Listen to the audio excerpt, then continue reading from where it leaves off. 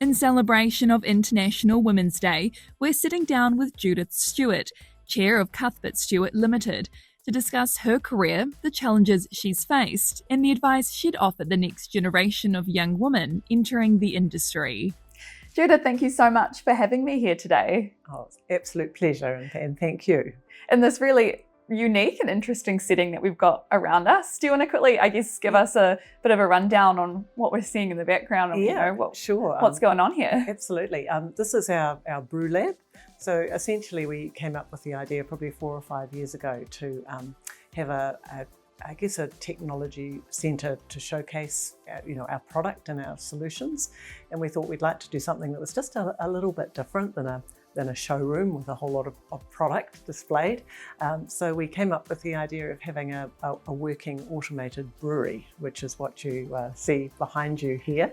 And so, as of last year, we are actually brewing beer in conjunction with a local craft beer maker. So cool. And we're showcasing all of the technology from our various suppliers, like particular Siemens and Weidmuller.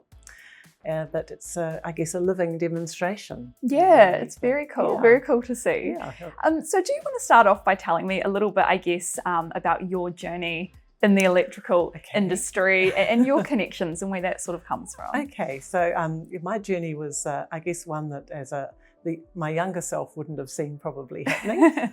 So this is a family business, or was a family business. It was formed in 1948 by my father and grandfather, who was Cuthbert Stewart. Then when I was young, I went off and did other things, university, and then went on to work in sort of sales and marketing, actually in broadcasting, so quite unrelated to the electrical industry. Mm-hmm. But sadly, both my parents passed away when I was relatively young, in my 30s, and the opportunity came up to be involved with the business at that time. So I was a shareholder, along with a number of others, and thought, well, I'd like to either get into the business or out of the business, I guess. And if I was going to get into it, I really wanted to understand it a little better. It had always been there in my background as a child, and I have childhood memories of going into the office with my father in the school holidays and packaging up electrical terminals and things. But things had changed somewhat since then. So I thought the only way really to, have a better understanding of the company, and which I most definitely wanted and needed to do if I was going to take a board position, which I had been offered, was to actually work in the business in some hands-on capacity.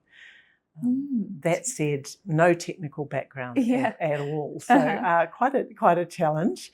But I started off actually just doing a little bit of marketing for the business, and it grew from there. And so I've had various roles within the company, but my main role and focus during the last now nearly 30 years has been my board work. Yeah. And you said it, as you said before, it's not something that your younger self would ever have maybe thought you'd go into. But absolutely not. There's a bit of family connection there, so there's a little bit in your bloodline, so it started out like that, I guess. It started out, the interest was very much around that family connection and maintaining the family name in the business. But as time passed and, as I got more immersed, I guess, in the company and learnt more and had a deeper level of immersion in the industry, it stopped becoming about the family and it became about the company, which has been great. And so you'll move into a leadership role. Was that just sort of for you then that was the natural progression into your side in the company, or was there something that inspired you to want to be specifically in a leadership role? I guess I had a board appointment, which was fantastic. And after about 10 years or so, the opportunity came up for me to, move into the role of chairperson when the then chairperson retired. And so I did a little bit of, training would be, and joined the Institute of Directors, which was fabulous. So to have a better understanding of governance and what that meant and the sort of value that, directors can add. And obviously as chair, to assist me to learn how to do that, the best I could. And we know that the electrical industry is generally or historically very a male-dominated industry. Have there been any challenges for you coming up as a female in this industry? I guess I've been quite lucky in that, yes, it's absolutely a male-dominated industry. It's getting a little better, I believe, but still women are very much underrepresented in pretty much all facets of the industry, particularly trades, I think, and if you go into engineering, electrical engineering in particular, very much underrepresented. In terms of challenges for me, I guess to be honest with you, I found that people were extremely welcoming and understanding of the fact that I wasn't a technical person, and really have gone out of their way to help me within the industry. I guess challenges sometimes hard being the only woman in the room, and that's happened to me a lot, particularly in the past. It is changing a little now, but you get to the point where sometimes I found myself actually not noticing that I was sitting in a meeting room with 50 men and I was the only female, and I guess that's a testament to the men in the room not making me feel that I was any different. I guess I've been lucky in that regard. It's a very welcoming industry, and I've found. Anyway. That's fantastic. Yeah. It makes a big difference, I'm sure, in terms of boosting that confidence. Do you think, like, if having that really welcoming reception, did that help? Absolutely, and I think I'm a real believer in not being fearful to ask questions if you don't know or don't understand. And I've always found people they've been helpful and very, very willing always to mentor or help you if you've got a willingness to learn. Did you have any mentors yourself or role models in the industry? I probably wouldn't pick out anyone specifically, but yes, and some of them have actually been my colleagues in the past, who have been absolutely fabulous and taking me out and about and introducing me to people and helping me understand, taking me out to customers and suppliers and helping me understand how the industry works and the part we play in it. And then, there have been other mentors, I guess, on the other side with some of our customers, who I've known over the years, both female and male, who've been fabulous as well. And how important do you think it is for anyone in the industry, I guess, to have a mentor or someone that's actually able to lend a helping hand and sort of bring you up through the ranks? I think it's really important. I think having someone that you can perhaps pick up the phone to and just have a chat about whatever, any particular issues you're having is fantastic. And I think it does. It gives you a sense of, it gives you more confidence, I guess, and just a bit of a sounding board sometimes if you're not sure perhaps whether, something's right. Just having that person there who's got that knowledge talk things through with. When it comes to women's roles in the industry, how do you see women evolving, I guess, in the trade, whether that's, I guess, through a leadership type role or actually hands-on? As we were saying, women are definitely underrepresented, and to change that, I guess a few things need to happen, and it's a bit of a multifaceted approach probably required to encourage really more women into the industry at all levels, whether it's leadership or into the trades. And more women are starting to come through, particularly I think in engineering. I know the numbers of women are increasing, which is fantastic.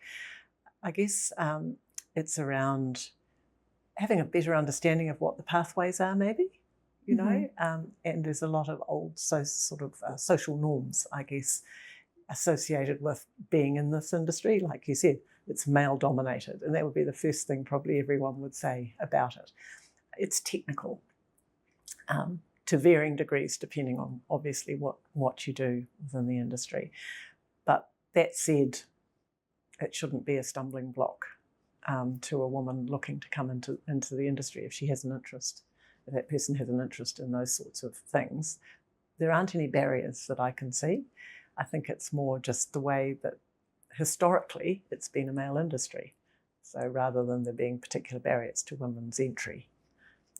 And how important do you think it is then having I guess, more women in those leadership type roles, or sort of role modeling to people who might be interested to get into the industry? Because I guess it is really down to that sort of representation, right? If you see more women in that trade, it might inspire more. Exactly, and understand why they're there and what's good about it, and and that it can be exciting for women to be involved in this industry, and I think having more women in the industry, like any industry really, I mean, that diversity I personally think is really, really important, but not for the sake of diversity. I'm a real believer in promotion on or inclusion on merit, rather than having some particular quota, for instance, where you have to have X number of females or males or whatever other diversity you're looking at. As long as it's done on merit, I think then diversity in the workplace is fantastic, because in my experience, men and women do work a little differently. We all have our own strengths. we do, and one's not better than the other. But I think together is a stronger position, because women do, I think, as a generalisation, sometimes have a different perspective than men do, and certainly around the meeting room table, that comes across. But I think the two together is the strongest position you can be in as a team. Yeah, because different perspectives, right, are always great. Absolutely. Different ways of looking at things. Absolutely, and women tend to be quite, I think, collaborative.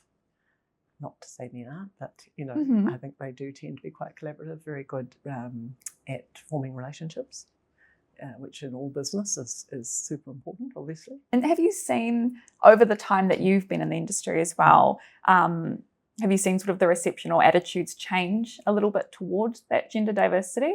Have you seen that evolve much, or do you think we're heading in like a better direction, or things might still need to change? Yeah, I think it's better. There's definitely still room for improvement, I think. And that's, again, it comes down to the social norms that have been in place for such a long time, that, the electrical industry isn't necessarily something that women would want to do, would be capable of doing.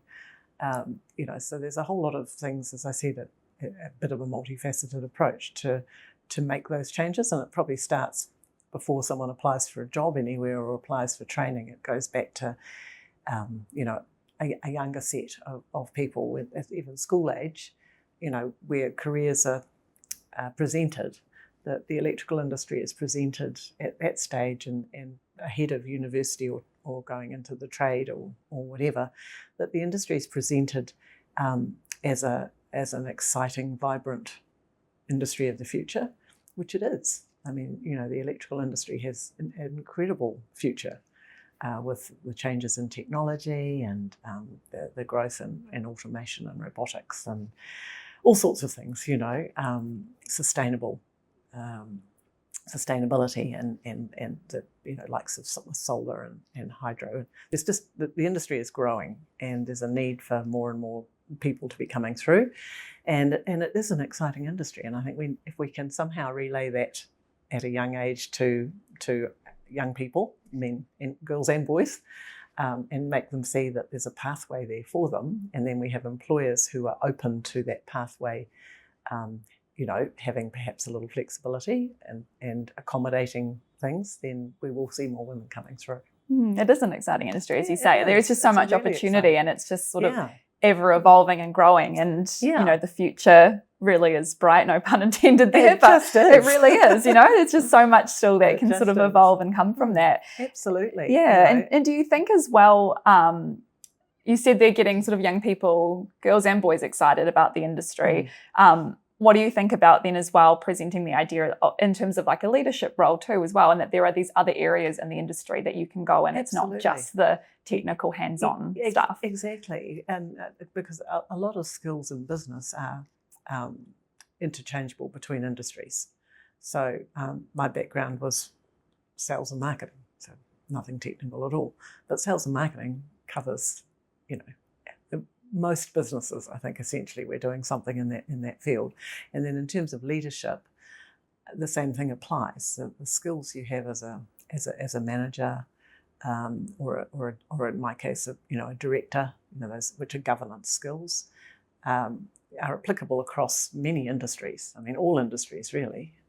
There's not a huge amount of change there. So just because you're perhaps not a technical person or you haven't done an engineering degree, but you have business experience and other things, it doesn't shut the door at all in terms of coming through and into management, and all governance roles. Can you give me some insight now as well into Cuthbert Stewart specifically and how you guys have been supporting diversity over the years? As long as I've been involved in the business, which is now 30 odd years, we've employed on merit. And so I think if you looked at our team now, and we're close to 50 people, we have a huge diversification across all facets, which is fantastic. Women, we're talking about women in the business. We've had women working either now or in the past in every area, whether it's been warehousing, sales, administration, the management team. Currently doesn't have a woman on it, but has had in the past. Then myself, obviously, on the board. And so we try to encourage, we are an equal opportunity employer, and we do offer the sort of flexibility, I guess, that we were talking about before, where if, your circumstances change and you need to say, work from home a little bit here or there or whatever it is, we're open to that, I guess, is what I'm saying. So we don't want to put up any barriers, and I think that's been very helpful to us to get great, people coming through. What else are we doing? We've got an apprentice program that we started a year before last in partnership with two of our business partners, and we've had a number of apprentices now coming through, and which is fantastic. So that's sort of a real grassroots level thing. And we're celebrating, I guess, the women in the business with small things like we took on International Women's Day last year. We took all the female staff out, just for on tea or something, but just to recognise them. Yeah. So we try to do things that will appeal, I guess, and recognise women within the business. So for yourself, looking back on your career then, are there any key lessons that you feel like you've learned or challenges you've had to overcome and what you've sort of taken from those experiences? Yeah, I guess never be afraid to ask for help, I guess, would be one of the key things, because people, in my experience, are always very, very ready to help you if you show willing. Don't limit yourself by thinking, I can't do that, or that's not me, just push yourself a little bit sometimes. I've put myself in situations where, I thought, I'm not going to be particularly comfortable there. And like being the only woman in the room, for instance, and it's been absolutely fine. It's been absolutely fine. And I've had some amazing experiences over the years, met some fabulous people, and that would be the other thing I guess I would add about the industry. The people are wonderful, and I've had relationships with, close relationships with customers, our suppliers, many of whom are offshore, obviously, but and there have been a lot of women actually that I've met along the way on both of those sectors, which has been great, and some of them have remained friends really now that I've retired from my day-to-day job. And absolutely, don't be afraid of it, because society has said this isn't what women traditionally do. Don't be afraid of that. And when I came into the business, I sort of took a bit of a leap of faith really, and I've loved it. I mean, I really have absolutely loved it. It's been exciting. It's been interesting. It's never boring, and I've met some tremendous people, absolutely tremendous people, and the industry, as we were talking about before, I think has an incredibly exciting future, and I think that's something that young people do need to look at today, because it is a changing world, and things like AI, for instance, that's going to be something that is going to enhance our industry, rather than take away from it. If you could go back to your younger self, or even if it were another younger person in the industry now, what sort of one piece of advice you would give them if they're sitting there in that room and they are the only woman in the room? Like, is there any sort of key word or message that you would give? I guess find your voice. Make sure you're heard in the room, because we're often more quietly spoken, and so just make sure you're heard and know that your opinion A counts, and B is something that people do want to hear. Your view on things, and know that your view will really contribute, because it might be coming from a slightly different perspective than everyone else's view in the room on occasion. It's like not being afraid to speak up. Don't be afraid to speak up. No, I think that's very important, and have the confidence to know that probably everyone else in the room's thinking, gosh, I hope she's okay, because she's the only woman in the room. That must be tough.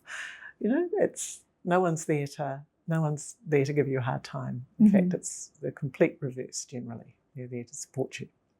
And just finally, for yourself and your legacy, is there sort of a specific legacy that you want to leave behind, or have you put much thought into that at all, really, in terms of the sort of mark you want to leave on the industry? I suppose from a business perspective, it was important for me when I sort of stepped out of my day-to-day involvement in the business to leave the business in better shape than when I arrived, I guess, or with a better future, and I believe I've done that. This company has a pretty exciting future ahead of it, which is great. And I guess, in terms of the industry, I hope in a small way maybe I can give women confidence to go forward and try something different, try something that's not the norm. Don't be afraid. Embrace it, and it'll embrace you back. I guess would be what I would hope I may have passed on along the way. And really, for me, it's always been about relationships, and that's been, I guess, my focus from day one with everything I've done, is trying to build good relationships with the people that we work with. And that's one of our business's philosophies, obviously, too. It's about having those strong relationships with everybody. And that's been probably the thing that's brought me the most pleasure in my time in the industry. It's the relationships I've formed with all sorts of stakeholders, within the industry.